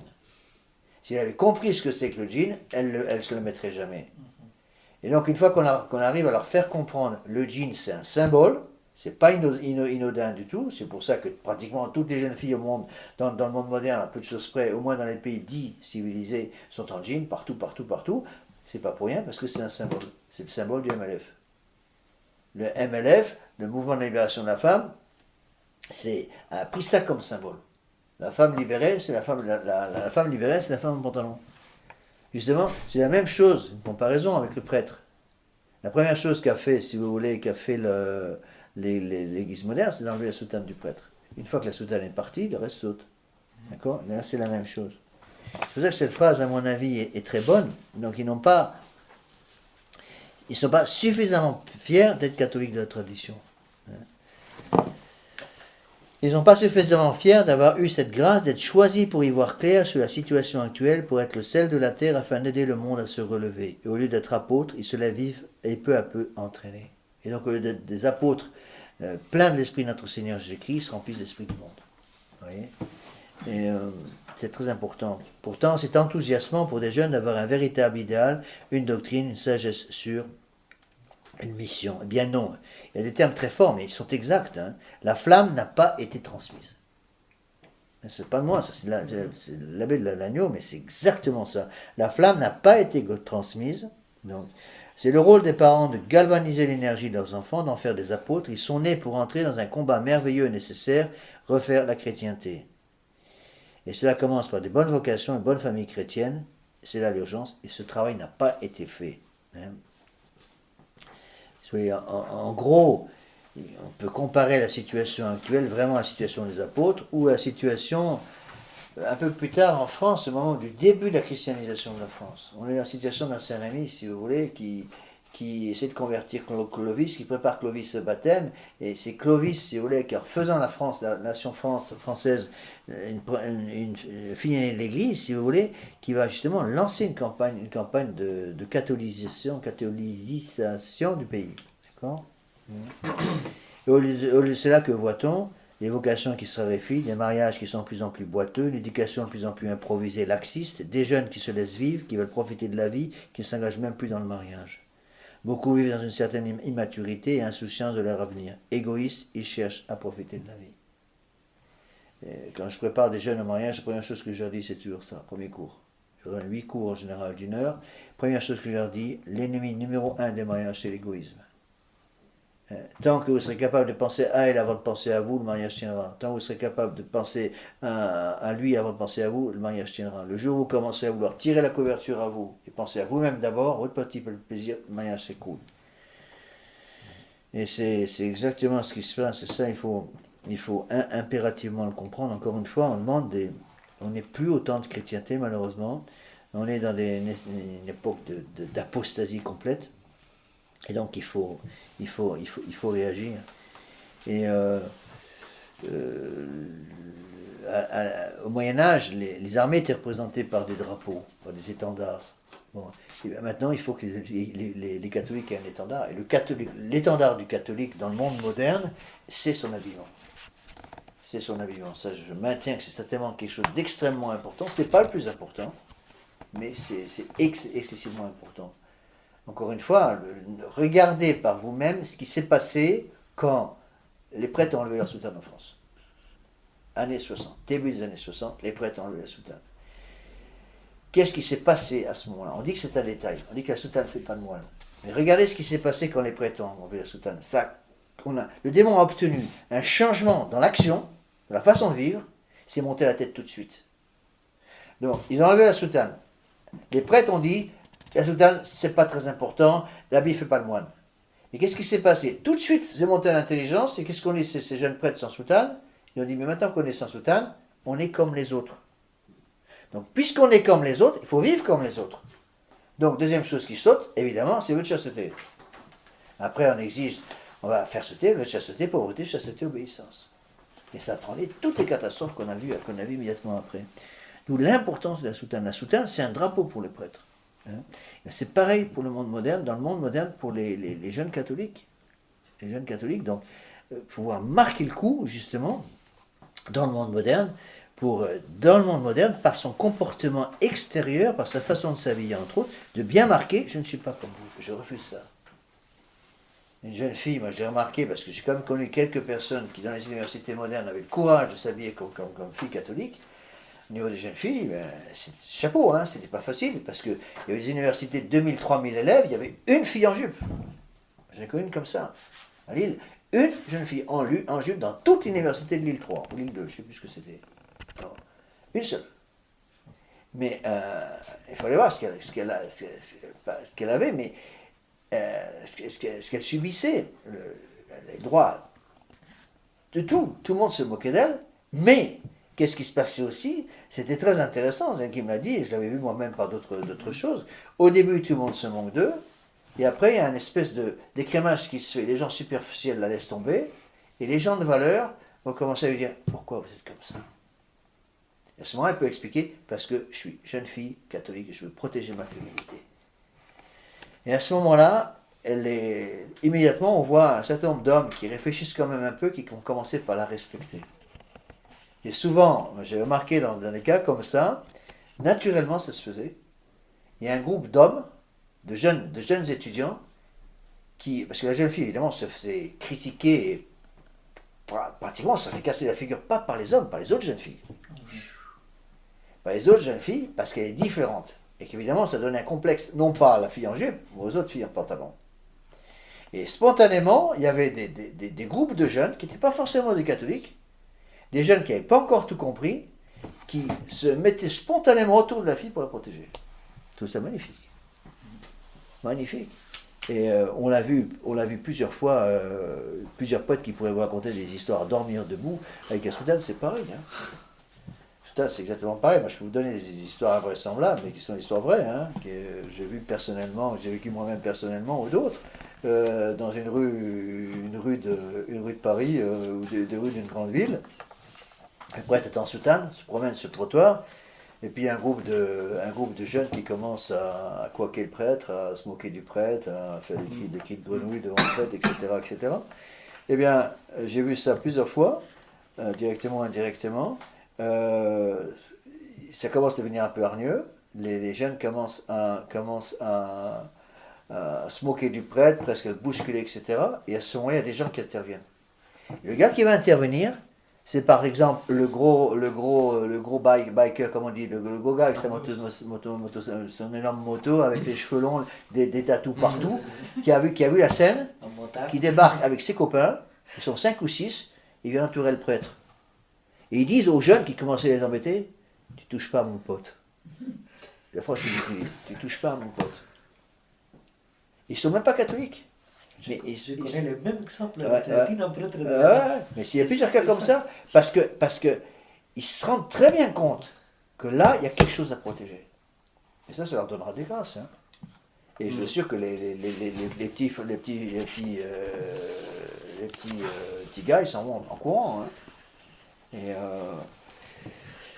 on a eu plusieurs cas, et des cas j'en ai connu en Nouvelle-Zélande, des cas comme ça, et ça c'est très important à comprendre, parce que ça aide justement, et c'est avec ce gars-là qu'il faut arriver à travailler. Bon, je sais pas moi, imaginez par exemple qu'un gars comme ça débarque ici à une retraite, oui, un gars qui arrive avec sa grosse moto, avec des clous et des chaînes partout, et des tatous de tous les côtés, qui viennent demander à faire la retraite, mais bon, Marie-Jeanne qui possède peut-être des clés, mais moi j'accepte tout de suite ces gars-là. J'accepte tout de suite parce que ces gars-là, en général, c'est du beurre. Vous faites chauffer un peu, ça monte tout de suite. Tout ça, c'est un extérieur. C'est en général des gars qui n'ont pas de personnalité. Et donc, ils sont très facilement convertissables. Dès qu'on leur donne un but dans la vie, autre que de faire le contraire de ce que fait le voisin, eh bien, ils changent complètement. Et à ce moment-là, on a des âmes magnifiques qui peuvent se convertir complètement. Vous voyez. Alors, continuons un peu dans ce texte que je trouve assez admirable. Quelles sont les causes, en bas de la page 2, paragraphe de ligne de gauche, quelles sont les causes de cet état de fait? C'est qu'on ne forme plus de chrétiens convaincus, ardents, engagés dans le combat. Et d'abord, des hommes qui soient des hommes et des femmes qui soient des femmes. Là, je vais rajouter une petite note personnelle. Dieu n'a pas créé hommes et femmes égaux, mais complémentaires. L'homme deviendra le chef de la famille et la femme son cœur. En instillant dans l'esprit moderne le mythe de l'égalité entre l'homme et la femme, la Révolution a détruit les fondements naturels de la société tout entière. Il nous faut donc des hommes qui pensent et agissent comme des hommes, et des femmes qui pensent et agissent comme des femmes. Il y a des hommes qui agissent en utilisant d'abord leur cerveau, puis leur cœur, et des femmes qui agissent en utilisant d'abord leur cœur, puis leur cerveau. Parce que c'est comme ça que le bon Dieu l'a voulu. Vous voyez ? Et ça, c'est absolument fondamental. Et si les parents ont abandonné le combat dans ce domaine, on est mort. On ne peut rien faire. Et j'ai malheureusement vu des tas de parents qui ont abandonné le combat. Par exemple, au niveau vestimentaire. Très souvent, c'est des choses extrêmement fréquentes. Je dis la fraternité, c'était partout. Des parents qui me disaient, vous savez, je me suis battu au début, puis maintenant j'arrête de me battre parce que, vous comprenez, ma fille, elle comprend rien, et puis elle fait systématiquement le contraire, et dès que j'ai le dos tourné, elle se met en mini-jupe et en tenue provocante. Et à ce moment, on est obligé de leur dire, mais madame, monsieur, ça veut dire que vous n'avez pas transmis la foi catholique à vos enfants. Et si une femme a compris par la foi catholique qu'elle a un devoir de se protéger et de protéger les gens qui la regardent, et pas être une occasion de scandale pour les gens, eh bien, si elles ne sont pas comme ça, c'est parce que les parents n'ont pas transmis encore leur foi. Vous voyez. Et encore une fois, je le vois tous les jours. Hein. J'ai connu, j'ai un cadre très précis dans la tête, là, une personne qui est venue ici en retraite en portant un petit pantalon moulant. Hein. Je lui ai dit au début de la retraite, écoutez, vous devriez vous mettre en jupe parce que sinon vous n'allez pas être à l'aise. Bon, on l'a fait. Et puis, maintenant c'est fini. Hein. Je suis pratiquement sûr qu'elles ne sont plus en jupe du tout. Elles rentrent, elles ont compris, elles cassent beaucoup de choses. Ça entraîne pour elles des sacrifices énormes. Parce qu'elles rentrent chez elles et elles veulent complètement changer. Moi, j'ai un cas très précis. Je vous donne un exemple pour vous expliquer ce qui se passe. Un cas d'une jeune fille qui avait fait une très bonne retraite et donc était assez superficielle avant de rentrer, un peu fleur bleue. Et elle rentre, elle a fait une très bonne retraite, elle rentre chez elle avec plusieurs frères et sœurs, une famille traditionnaliste de BCBG, hein, bon chic, bon genre. Bon, elle rentre chez elle et les parents ont tout de suite vu un changement vestimentaire immédiat. La fille a changé de façon de s'habiller du jour au lendemain. Bon. Et les parents, au lieu d'encourager la fille, ont commencé à se moquer d'elle. Ça va pas, non, tu vas pas t'habiller comme une bonne sœur. Là où ça a explosé, c'est que cette jeune fille, tous les samedis, était habituée à sortir avec ses frères. Elle sortait en boîte de nuit, elle avait 18 ans, hein, elle sortait en boîte de nuit avec ses frères, elle allait faire la bringue jusqu'à minuit, 1h du matin, tous les vendredis soirs, tous les samedis soirs. Elle a arrêté net. Le samedi suivant la retraite, ses frères sont venus la voir, en disant, bon, on sort ce soir, tu viens avec nous. Et non, j'y vais pas. Ça va pas, donc qu'est-ce qui te prend? Je refuse d'y aller parce que j'ai pas l'intention de perdre mon âme.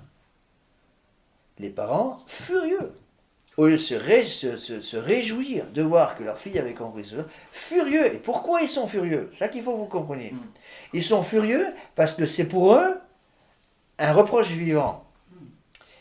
Ils savent très bien que la fille a raison. Mais ils se disent, si j'accepte que ma fille devienne comme ça, je vais avoir un aiguillon dans ma chair qui va tourner, qui va comme une vis dans ma chair, qui va me mordre de plus en plus pour m'obliger à changer. Je vais devoir me convertir complètement moi aussi. Et ça, pas question. Ils refusent. Et j'ai eu des cas de jeunes filles qui ont dû quitter leur famille. Quitter leur famille parce qu'elles ne pouvaient plus, littéralement mises à pied par leurs parents, des parents catholiques dans la tradition, hein, qui leur disaient, si tu ne reviens pas comme tu étais avant, eh bien tu quittes la maison. Et ils sont partis. J'ai vu des trucs comme ça. Et pas dans les milieux, c'est des vacantistes, je précise, mais dans d'autres milieux, oui, les milieux de la tradition, c'est un peu.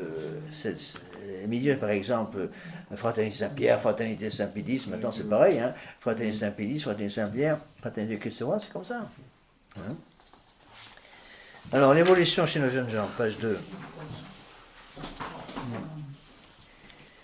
Parmi les jeunes gens, on rencontre beaucoup de... Donc on a vu d'abord les jeunes filles. On avait donné beaucoup d'exemples avec les jeunes filles, mais là on peut voir aussi que les jeunes gens... Hein, après on reviendra aux jeunes filles. Parmi les jeunes gens, on rencontre beaucoup de mollesse et de laisser-aller. Bien souvent, ils sont comme encore esclaves de leur passion. Comment peuvent-ils avoir une force de caractère et de la prudence s'ils ne sont pas maîtres d'eux-mêmes? La pureté est une ascèse, elle demande un combat persévérant, une force intérieure, et c'est dès l'adolescence qu'on la travaille. Bon.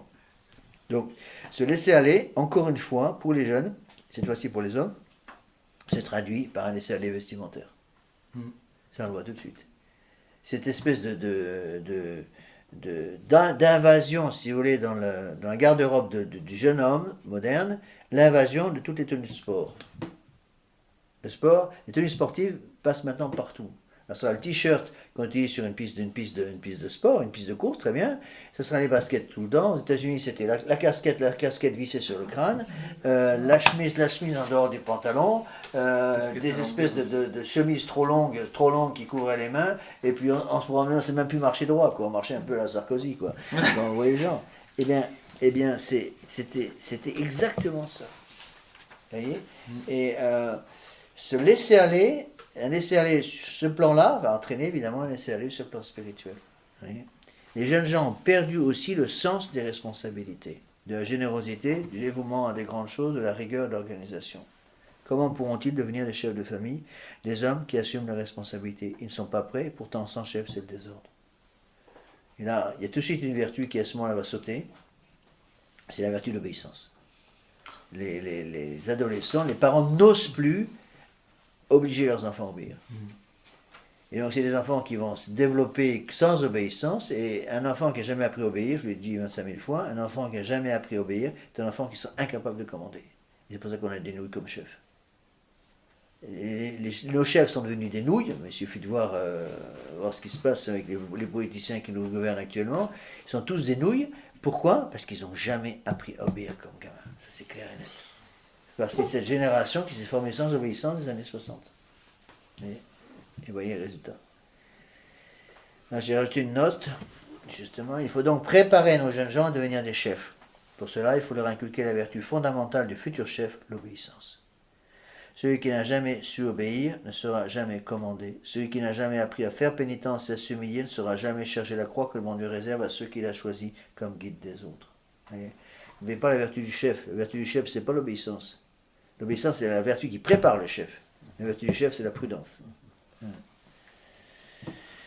Donc c'est là la grave responsabilité du père de famille de faire de ces garçons des hommes chastes, des hommes réfléchis, responsables, des hommes travailleurs, des hommes au cœur noble et grand, des hommes formés et convaincus, des hommes dignes d'admiration sur lesquels on puisse s'appuyer.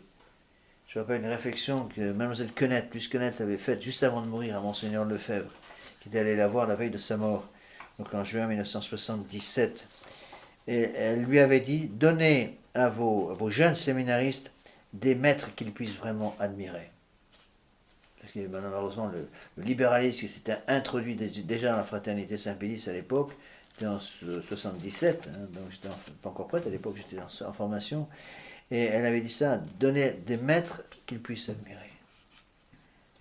Parce qu'il y avait malheureusement dans le séminaire à ce moment-là quelques prêtres qui étaient enseignants au séminaire, qui avaient des idées complètement libérales, et qui court-circuitaient Monseigneur Lefebvre dans le séminaire même. Alors, ça a provoqué une énorme pagaille. Et Monseigneur Lefebvre, donc Mademoiselle Quenette a demandé à voir Monseigneur Lefebvre avant de mourir. Monseigneur Lefebvre aimait beaucoup Mademoiselle Quenette. Il appelait son école de la Pérodière mon petit séminaire. Et donc il y est allé et elle lui a dit ça. Elle était mourante sur son lit, elle n'avait plus qu'un poumon à l'époque. Elle était mourante sur son lit, elle lui a dit ça. Elle lui a dit donnez à vos séminaristes des prêtres qu'ils puissent admirer. Et après, elle lui a supplié de mettre à la porte un prêtre bien précis, qui fait un dégât énorme. Monseigneur était sidéré de voir le culot de Mademoiselle Quenette, parce qu'il a fallu quand même un certain pour dire ça à un évêque, quand même. Il n'a rien dit. Il est parti, le chauffeur nous a dit, le chauffeur de Monseigneur nous a dit, il est rentré ensuite, et le chauffeur a dit, il n'a pas desserré les dents pendant tout le retour, pas dit un mot. Il est rentré au séminaire d'aller se coucher directement. Le lendemain matin, coup de téléphone de la Pérodière, Mademoiselle Colette venait de mourir. On a tout de suite annoncé à Monseigneur, j'étais là, et Monseigneur Lefebvre a dit, alors ce qu'elle nous a dit, elle a dit au prêtre qui était avec lui, quand il a vu Mademoiselle Colette, alors, ce qu'elle nous a dit, c'était son testament. Il a convoqué le prêtre en question, il l'a renvoyé. Et sans ce renvoi, je n'aurais jamais été prêtre. Parce qu'il avait mis une liste de 8 noms de prêtres, de séminaristes qui ne voulaient pas garder au séminaire, j'étais dedans. Il exigeait le renvoi de 8 séminaristes à l'époque, qu'il trouvait trop ferme. Et c'est lui qui est parti. Et si sans Mademoiselle Quenette, je n'aurais pas été ordonné prêtre, certainement pas. C'est pour ça que j'ai toujours la photo de Mademoiselle Quenette dans ma chambre, dans mon bureau, toujours. Donc, qu'est-ce qu'on voit aujourd'hui, si vous voulez? On voit deux choses. Chez les jeunes, c'est en fin de la page 2, en bas de la page 2, étudier et s'amuser. Donc ils veulent bien étudier parce qu'ils se rendent compte qu'ils ont besoin d'un certain nombre de diplômes, au moins ils croient que c'est nécessaire, un certain nombre de diplômes pour pouvoir avoir un métier dans le monde, et ils veulent s'amuser. Et les parents se contentent de cela. Et c'est pour ça qu'il faut que les jeunes absolument fassent très très attention. Moi je vois, effectivement c'est malheureusement rentré dans les mœurs maintenant, je suis obligé au début de retraite de confisquer les portables. Je dis tout de suite au début de retraite, je dis écoutez, tous ceux qui, si vous avez des problèmes avec votre portable, première conférence, j'explique, le grand ennemi des retraites, c'est les portables. Parce qu'avec un portable dans la poche, les gens sont en contact comme ils veulent avec leur famille, avec leurs amis. Et il suffit d'un moment de découragement, paf, au deuxième jour de la retraite, ils prennent le portable, ils téléphonent à leur petit ami, ils téléphonent à leurs parents, ils téléphonent et puis ils sont pleins, et hop, ça y est, c'est fini, la retraite est terminée. Et donc beaucoup me donnent leur portable, je garde dans mon bureau, je le rends à la fin de retraite. Vous voyez. Là aussi, quelque chose qui a fait énormément de dégâts au niveau des jeunes, c'est les réseaux sociaux. Les réseaux sociaux, ça fait un dégât. La plupart des gens ne se rendent même pas compte. Mais Facebook et tous ces machins-là, ça fait énormément de dégâts parce qu'ils sont couverts par l'anonymat. En général, il y a un pseudo, comme ils disent. Et donc, ils peuvent se protéger, ils disent n'importe quoi. Donc, péché épouvantable contre la charité. Ils racontent n'importe quoi à n'importe qui.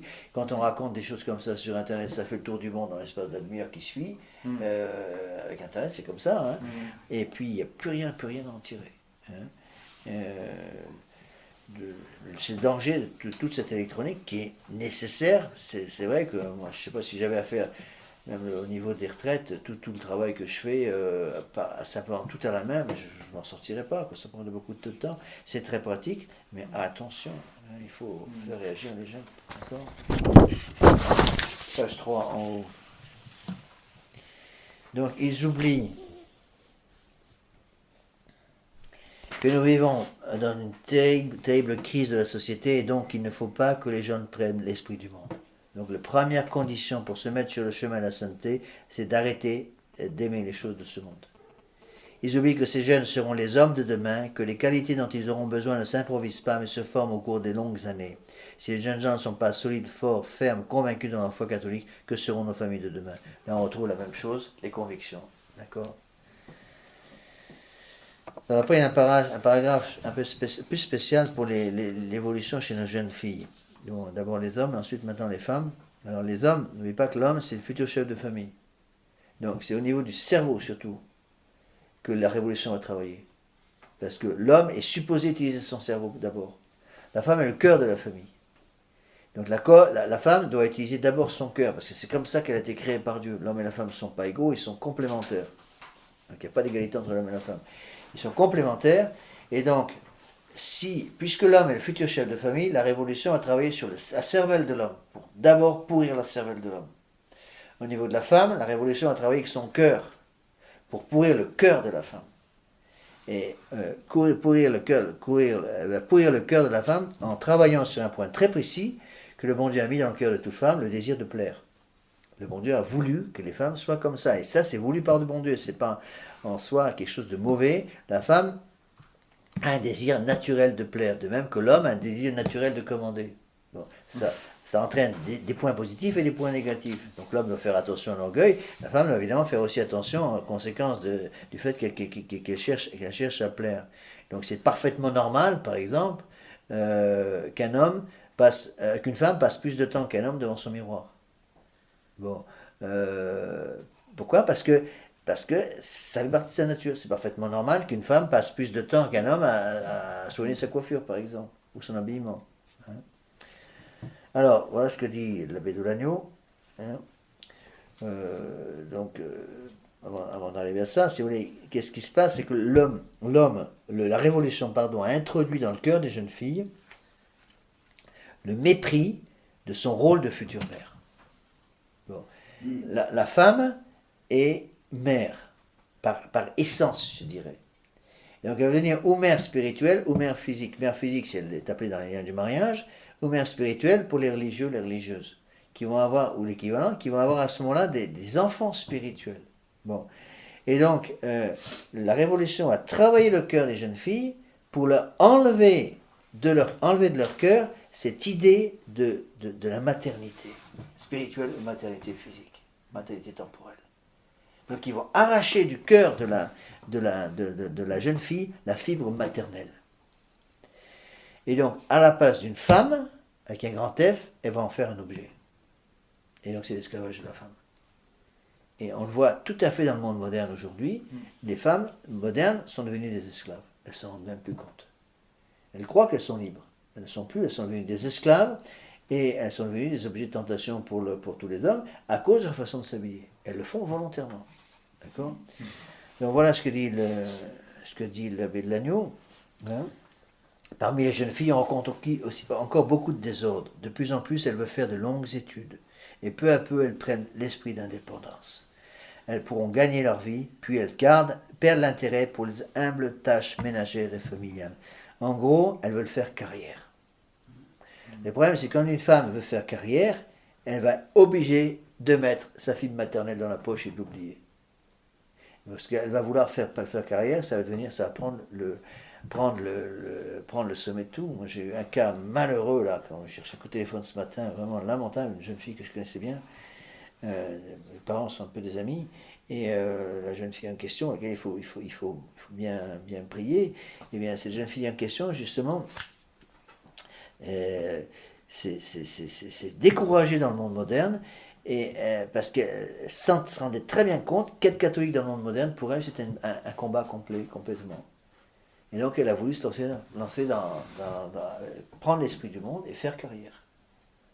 Et pour voir que c'est une jeune fille qui a été formée dans la foi catholique, chez les dominicaines et tout, et bien pour pouvoir faire carrière, qu'est-ce qu'elle a fait? Elle est rentrée dans la franc-maçonnerie. Rentrée dans la franc-maçonnerie. Parce qu'elle a compris ça, si je rentre dans la franc-maçonnerie, je vais pouvoir faire carrière. Et évidemment, la foi catholique, c'est fini. Hein. Et donc, des cas comme ça, il y en a beaucoup, c'est pas des cas isolés. Bien prier pour cette jeune fille, je la connaissais bien. Prier pour elle, prier pour ses parents aussi, pour qu'ils tiennent le choc, parce que c'est pas évident. Être simplement mère de famille, maîtresse de maison, n'est plus un idéal, cela les dévalorise. D'ailleurs, ils ne savent pas faire, on ne les a pas intéressés, on ne les a pas formés à cela. Pourtant, c'est leur mission pour un souverain important dans le foyer. Et on voit très bien, quand par exemple, on vous demande toujours dans les administrations, quel est votre métier, profession, et si vous dites mère de famille au foyer, mère au foyer, on vous regarde un peu. Ma passion, c'est pauvre fille, ma pauvre, comme je vous plains. Mais mère au foyer, c'est la plus belle des professions après la religieuse. Mère au foyer, c'est celle qui s'occupe justement de l'art des arts, à savoir l'éducation des enfants. Et donc, maintenant, non seulement on a enlevé la fibre maternelle, mais maintenant, les jeunes filles qui veulent devenir mères et qui veulent s'occuper de leurs enfants tels qu'ils doivent le faire, elles sont traitées comme les dernières des dernières par le monde moderne. Parce que le monde moderne, la révolution a réussi à inverser les valeurs, et maintenant, la femme doit faire carrière. Pourquoi? C'est ce qu'on appelle l'esprit d'indépendance, c'est tout à fait ça. Et on voit ça maintenant partout. Hein. L'esprit d'indépendance est là. Et même parfois des dames, moi ça m'est arrivé plusieurs fois d'avoir des gens qui me l'ont avoué, ils disent, monsieur l'abbé, je travaille, je gagne rien, parce que j'ai des enfants, et je suis obligé de mettre tous mes enfants à la crèche, et pratiquement tout mon salaire passe pour la crèche, plus les transports pour aller au travail. Donc je ne gagne rien du tout par mon travail. Alors pourquoi vous travaillez, madame? Pourquoi vous restez pas à la maison vous occuper de vos enfants? Parce que je veux être indépendante. Ça me donne mon esprit d'indépendance. Ça me donne mon indépendance et je veux ça. Alors, donc attention à ça. Alors, j'ai mis une note quand même là pour clarifier les choses. Il est évident qu'il est parfois bon aujourd'hui que les jeunes filles aient un bagage intellectuel, quelques diplômes qui pourraient être d'un grand secours si la femme est obligée de rester seule, mais si elle se trouve malheureusement à cause de circonstances dont elle n'est pas responsable dans l'obligation de trouver un travail hors de la maison. Par exemple, si son époux tombe malade ou meurt. Malheureusement, actuellement, il faut rajouter aussi à cause des familles qui explosent. Mais il faut toujours espérer que la mère de famille puisse rester chez elle à remplir la fonction pour laquelle Dieu l'a appelée au mariage, la procréation et l'éducation des enfants. C'est là le rôle le plus sacré de la femme, par lequel elle coopère directement au plan de l'incarnation et à celui de la rédemption de l'homme par le Fils de Dieu. Qu'elle en soit fière, et c'est là sa gloire ici-bas, et bien sûr le sera aussi dans l'éternité. Et c'est triste parce qu'on voit malheureusement dans les milieux catholiques maintenant, les parents ne font plus assez attention à ça. Ils ne forment plus leurs enfants, leurs jeunes filles, pour qu'elles puissent devenir des mères. Il y a toute une série de choses qu'une maman doit expliquer à ses enfants, doit former dans ses enfants. La jeune fille, si elle se marie, elle va devenir une mère. Et donc il faut qu'elles apprennent à faire tout ça. Donc il faut former les enfants, toutes les jeunes filles, pour qu'elles soient capables de tenir une maison. C'est un art de tenir une maison. Il faut qu'elle soit capable de tenir une maison, il faut qu'elle soit capable de faire la cuisine, et de faire la cuisine de façon intelligente, de façon agréable. Il faut qu'elle soit capable de s'occuper des enfants, et même dans certains cas de faire l'école à la maison. Vous voyez, Nous, les hommes, on n'est pas fait pour ça. On n'est pas capable. On me demande de faire la cuisine. Moi, je suis ouvrir une boîte de conserve et craquer un œuf. Mais ça s'arrête là. Hein. Je sais pas faire cuire des nouilles ou presque. Bon, heureusement qu'on a Marie-Jeanne, sinon, je pense à mort de faim ici. Bon, pardon? Vous n'auriez pas besoin de faire rien. Ouais, c'est sûr. Bon. C'est vrai. Mais, et ça, c'est très important. Et puis, il y a une note en bas de l'abbé de l'agneau, en bas de la page 3, colonne de gauche. Et il y a aussi beaucoup un attrait pour le monde, que ce soit pour les modes, les soirées, la musique rock. Donc, l'esprit du monde est rentré par tous ces trucs-là. Les soirées a fait un dégât. Quand j'étais jeune prêtre, c'était à l'époque, on appelait ça des booms, ou des surbooms. Maintenant, je ne sais pas comment ils appellent ça, ils appellent ça des rallyes, je crois. Voilà. Mais déjà à l'époque, mais c'était épouvantable parce que on mettait les enfants dans de bonnes écoles, ils rentraient le samedi soir, le vendredi soir, ils pensaient plus qu'à une seule chose, c'est la boum. Alors paf, ils sortaient avec leurs copains, avec leurs frères et sœurs. Il y avait des catastrophes sur le plan moral, évidemment, et puis on perdait tout. On perdait tout. Vous voyez? Alors là, il a mis une petite note. En haut de la page 3, colonne de droite, l'habillement est très significatif. S'habiller avec goût, avec le sens de l'harmonie, avec modestie, c'est le reflet des vertus intérieures. C'est être. S'habiller en jupe trop courte, en pantalon, c'est vouloir paraître. Vouloir être au goût du jour et vouloir ses aises. On s'écarte de l'éducation reçue par esprit de libéralisme. C'est le passage de l'être au paraître. C'est-à-dire, c'est la philosophie du devenir, quoi. Il n'y a plus d'essence, tout passe tout le temps. Vous voyez? Et c'est exactement le monde moderne. C'est-à-dire que tout est dans l'extérieur. Il n'y a plus d'intérieur. À l'intérieur, c'est une coque vide. Donc la femme, j'ai mis une note, ça c'est une note de l'abbé Laffitte, la femme moderne, par esprit d'indépendance, se libère du joug doux et suave de notre Seigneur Jésus-Christ, à savoir de sa croix. En s'écartant du plan que le bon Dieu a voulu pour elle, elle se jette sans le savoir entre les griffes du démon. Car c'est notre Seigneur qui a sorti la femme de l'état d'esclave et d'objet de plaisir dans lequel elle était avant son arrivée parmi nous. Dès qu'elle quitte sa place voulue par Dieu dans la société, elle retombe encore plus lourdement dans le même esclavage. Alors, voyons maintenant les responsables.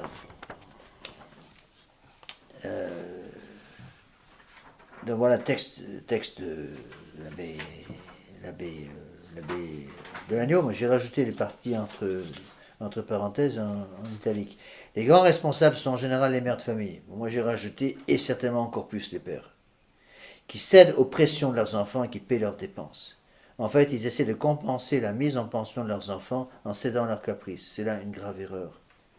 Que l'on offre à ses enfants des joies familiales, le retour de pension, qu'on les gâte un peu dans la nourriture, qu'on prenne du temps pour une saine détente, très bien. Mais qu'on ne détruise pas leur éducation, leur formation, il faut plutôt les aider à l'assimiler. Les soirées, les rallyes, c'est la même chose. Souvent, ce sont les parents qui les organisent pour que leurs enfants puissent bien se marier.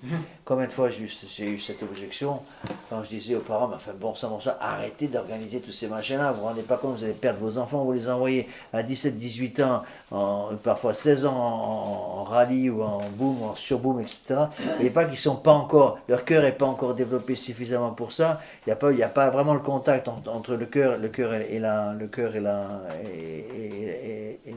cervelle, si vous voulez, ce qui fait qu'ils avaient su leur passion et des catastrophes qui arrivaient. Les parents ne voulaient rien voir. Monsieur l'abbé, je ne veux pas le savoir, moi je veux que ma fille trouve un bon mari. Et elle ne trouvait pas un bon mari. En général, avec des machins comme ça, elle trouvait un bon amant, c'est tout ce qu'elle trouvait. Elle ne trouvait pas de mari. Parce que les bons maris, justement, ils n'avaient pas ces trucs-là. Vous voyez? Et combien de fois j'ai reçu des coups de téléphone de jeunes qui s'étaient convertis un peu avec les exercices et qui étaient en âge de se marier, qui me disaient, monsieur l'abbé, où sont les femmes aujourd'hui? Où sont les femmes aujourd'hui? Je m'excuse du terme, on a devant nous des minettes, on n'a plus des femmes. Mais c'est exactement ça, vous voyez? Et c'est très important de comprendre ces choses-là.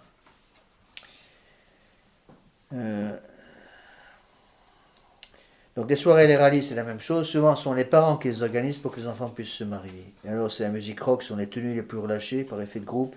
C'est jouer avec le sentiment, c'est passer des heures vides, c'est l'art de perdre son temps. Ce sont des occasions de péché évidentes dans ce climat d'excitation. Rappelez-vous que si quelqu'un qui garde une occasion prochaine volontaire de péché grave dans sa vie de tous les jours, il ne peut pas recevoir l'absolution, attention. Et le pire, c'est que les parents n'y voient pas de mal. Je me demande comment peut-on se convaincre que c'est acceptable pour des jeunes de 16-20 ans de faire des choses comme ça. Mais ils sont pas en âge de se marier, ils ne doivent pas jouer avec les sentiments. Rappelez-vous, ce que j'ai déjà expliqué souvent, c'est que quand un jeune homme et une jeune femme sortent ensemble, je ne parle pas d'amis qui sortent ensemble pour aller prendre une pizza ensemble, c'est pas ce que je parle. C'est pas de ce dont je parle. Quand un homme et une femme, un jeune homme et une jeune fille sortent ensemble pour se préparer au mariage, on est sorti de préparation au mariage, c'est-à-dire pas pour passer un moment ensemble entre amis, c'est pas ce que je veux dire du tout. Quand ils sortent ensemble, ils peuvent le faire à condition qu'ils soient suffisamment mûrs pour être mariés. C'est évident pour moi qu'une des conditions pour être suffisamment mûr pour se marier, surtout pour l'homme, c'est d'avoir un boulot. Un jeune homme qui n'a pas de travail, qui sort avec une jeune fille, qui fréquente une jeune fille de façon régulière avec l'intention de se marier, pour moi c'est du suicide. Non seulement il devrait avoir un boulot, mais il devrait avoir un travail régulier. C'est un travail stable, ou une certitude d'avoir un travail. L'idéal, ça serait qu'il ait au moins un CDI. Bon, pas les temps qui courent, c'est pratiquement impossible. Mais c'est quand même le principe qu'il faut garder. Hein. Et là, il y a toute une série de remarques de l'abbé de l'Agneau qui sont très exactes. J'espère pas chez nous. Hein. Il y a des illusions qui coûtent cher, prévoyant au contraire des détentes saines et constructives. Hein. Oh, j'ai oublié un paragraphe. D'autre part, si l'on se marie avec quelqu'un, c'est parce qu'on l'admire, qu'on l'estime pour ses qualités. Ce n'est quand même pas dans ces soirées-là qu'on déploie les vertus chrétiennes. On voit des jeunes de 20-22 ans qui se marient sans s'y être préparés, simplement parce qu'ils s'aiment. Et puis bientôt, ils ont un enfant dans les bras, sur les bras, on ne sait plus comment l'élever, tout est improvisé, et c'est comme cela que l'on va redresser la société, on croit rêver.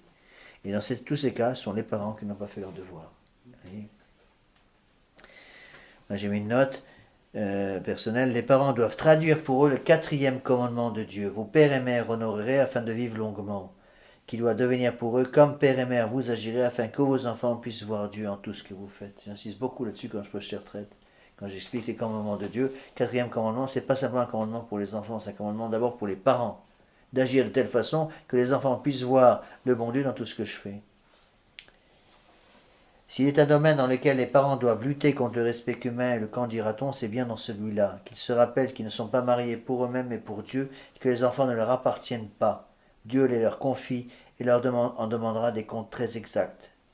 Que tous les parents relisent la parabole des talents. Il vaut mieux comprendre ces choses-là et nos responsabilités dès maintenant, plutôt qu'au jour de notre mort au jugement divin. Alors, en guise de conclusion, donc, la phrase de l'abbé de l'Agneau est très belle aussi. Nous n'avons pas le droit de former une jeunesse médiocre. Rappelons-nous ce que Dieu pense de ceux qui ne sont ni froids ni chauds mais tièdes et qui seront logiquement vomis de sa bouche. Le bon Dieu veut, plus exactement, une jeunesse forte, vertueuse, digne d'admiration, qui sache se détendre seulement, qui soit à sa place dans le combat que nous menons et qui s'y sente bien. Même si elle doit prendre des coups, elle doit avoir la fierté du combattant de première ligne qui s'accroche de toutes ses forces à la position qu'on lui a demandé de tenir. C'est la joie du devoir d'État bien fait avec le sourire pour la plus grande gloire de Dieu.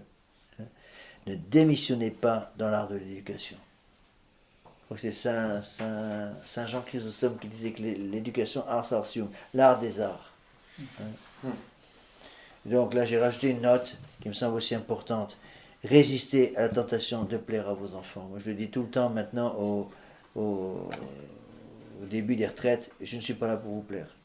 Et je ne vais pas vous prêcher pour vous plaire, je vais vous prêcher pour plaire au bon Dieu, pas à vous. Il vous faut plaire à Dieu avant tout et à vos enfants secondairement. Malheur au chef qui cherche à plaire à ses subordonnés. Malheur au prêtre qui cherche à plaire à ses fidèles. Il est dans la pratique extrêmement difficile de plaire à la fois à Dieu et à notre prochain. Il nous faut toujours aimer Dieu et notre prochain comme nous-mêmes pour l'amour de Dieu. Mais s'il faut toujours plaire à Dieu, il ne nous est pas demandé de toujours plaire au prochain. Notre Seigneur Jésus-Christ n'a certainement pas plu aux Juifs en les traitant de race de vipères, de sépulcres blanchis. Pour ceux qui me disent que vous êtes trop ferme, trop fort, je dis moi je ne suis encore jamais traité de race de vipères ou de sépulcres blanchis. Donc tant que vos garçons ne sont pas des hommes dignes de ce nom et vos filles des femmes dignes de ce nom, votre responsabilité n'est pas achevée. Donc je finis par la conclusion que j'ai déjà expliquée au début. Il est évident qu'une telle réforme de vie ne peut être entreprise sans être solidement ancrée sur 2 solides piliers, la prière et l'étude. Je rappelle ce que j'ai écrit au tableau, la douceur, force, conviction. Conviction, c'est l'étude, douceur et force par la prière et les sacrements. Enfin, on peut rajouter 3 choses, prière, étude et sacrement. Sans les sacrements, on ne peut rien faire. Les sacrements vont alimenter la prière. Un malheur à celui qui perd l'amour de la prière ou l'amour de l'étude. il deviendra incapable d'élever ses enfants vers le bon Dieu. Bon, on pourrait parler de ces choses-là pendant des heures, hein, c'est un peu un résumé, mais je vous assure que plus j'avance dans les prédications des retraites, ce qui nous donne quand même une certaine expérience au niveau des gens que je vois autour de moi, qui sont encore une fois souvent pas catholiques, plus je me rends compte à quel point c'est important. Donc il faut devenir une élite. Une élite c'est quoi? Une élite c'est un degré d'amour du bon Dieu. On a besoin d'avoir des hommes qui soient, et des femmes qui soient vraiment amoureuses de notre Seigneur Jésus-Christ, qui ont compris que sans notre Seigneur Jésus-Christ on ne peut pas faire, on ne peut rien faire. Donc qui ne considèrent pas notre Seigneur Jésus-Christ comme quelqu'un de facultatif dans la vie de tous les jours. C'est au contraire quelque chose qui est absolument nécessaire au salut. Donc, on va finir par la prière. Au nom du Père, du Fils et du Saint-Esprit, ainsi soit-il. Je vous salue Marie, pleine de grâce, le Seigneur est avec vous. Vous êtes bénie entre toutes les femmes, et Jésus, le fruit de vos entrailles, est béni. Sainte Marie, Mère de Dieu, priez pour nous pauvres pécheurs, maintenant et à l'heure de notre mort, ainsi soit-il. Nos saints anges gardiens, Veillez sur nous, Saint Pédis, veillez pour nous, Saint Joseph, priez pour nous. au nom du Père, du Fils et du Saint-Esprit, ainsi soit-il.